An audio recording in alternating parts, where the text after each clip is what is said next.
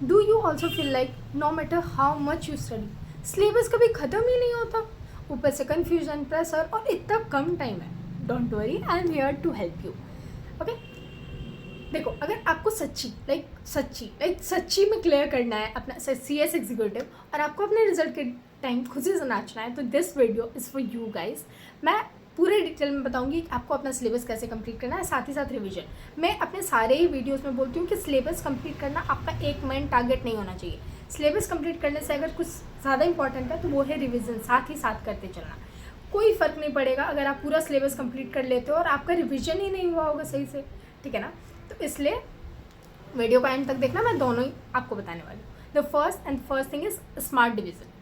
सारे सब्जेक्ट को एक दिन में लेके बैठ के खुद का दिमाग का डस्ट करने से अच्छा है कि divide your day into 3 slot. Okay, first is morning slot, जहाँ पे आप वो सब्जेक्ट करोगे जो आपको बहुत ज़्यादा टफ लगता है, लाइक JIGL, लॉ का पेपर है और लॉ लैंग्वेज सबको ही टफ लगता है। अगर आप न्यू हो इस चीज़ में तो आपको टफ लगेगा, तो सबसे पहले JIGL करो, कंपनी लॉ एंड CMSL। ये 3 ऐसे सब्जेक्ट है जो आप सुबह में कर सकते हो।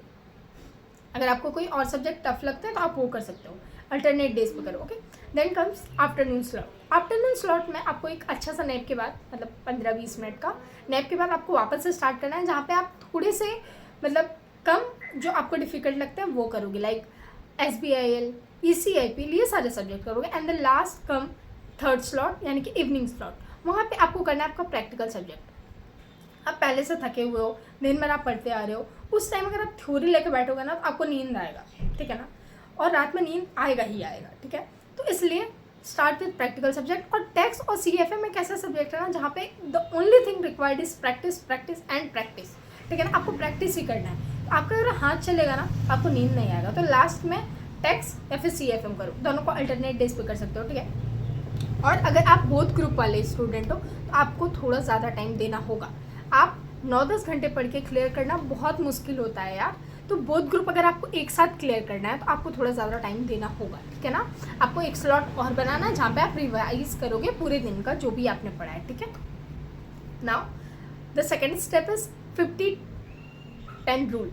50-10 रूल क्या होता है कि 50 मिनट आप डीप फोकस से पढ़ो, 10 मिनट आप ब्रेक लो, नाचो गाओ खेलो कूदो हंसो, जो करना है करो, बस रील्स स्क्रॉल मत करो यार, बस जो करना है आपको करो 10 मिनट के ब्रेक में, लेकिन रील्स स्क्रॉल नहीं करना है, ठीक है ना।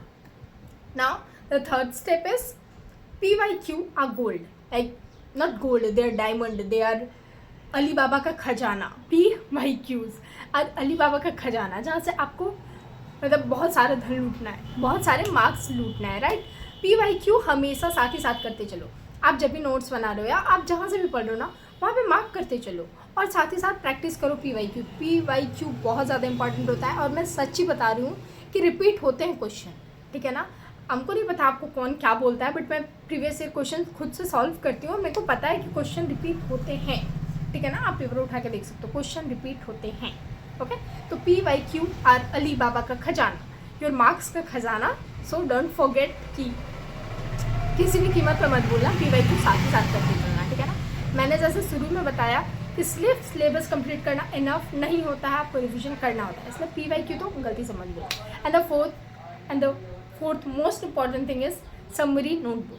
देखो नोट्स तो आपको सब कोई बनाते हैं, नोट्स बहुत इंपॉर्टेंट है। Basically company law, CMSL, JIGL के नोट्स मस्ट हैं, टैक्स के नोट्स भी मस्ट हैं। आपके पास खुद के हैंड रिटन नोट्स होने चाहिए, मेरे पास हैं।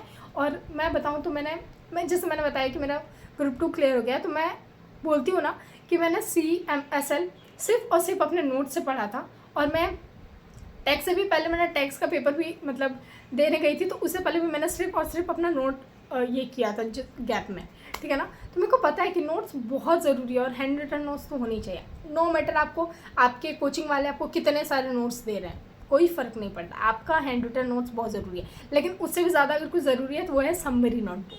अब ये समरी नोटबुक क्या होता है, देखो आपके पास ना एक छोटा सा नोटबुक रखो जिसमें आप सारे important sections line by line note करते जाओ, सारे इंपॉर्टेंट सेक्शन, सारे इंपॉर्टेंट फार्मूला। एक ही नोटबुक रखना है जिसमें आपके सारे सब्जेक्ट के जो भी सारे इंपॉर्टेंट है वो आपको नोट कर लेना है। मैं क्या करती हूँ, मैंने ऐसे अलग से नोटबुक नहीं रखा है, ठीक है ना। मैं क्या करती हूँ कि मैं जब भी कोई चैप्टर पढ़ती हूँ ना, तो उसमें जो भी सारे इंपॉर्टेंट होते हैं, लाइक मैं अगर कंपनी लॉ में जनरल मीटिंग की बात करूँ तो section 96, AGM, 97 AGM by tribunal, 98 EGM by tribunal, 99 penalties, 100 EGM, 101 notice, 102 explanatory statement.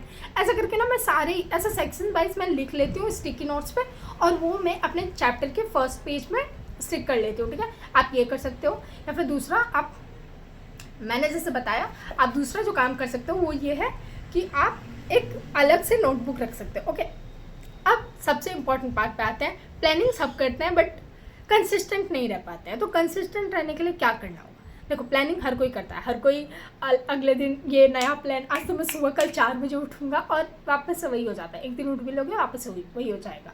ठीक है ना? तो कंसिस्टेंट कैसे रहना है वो मैं बताने वाली हूँ। Stick notes on your wall. देखो मैंने इधर नहीं, इधर देखो, एक मैंने यहाँ पे चिपकाया हुआ है ना।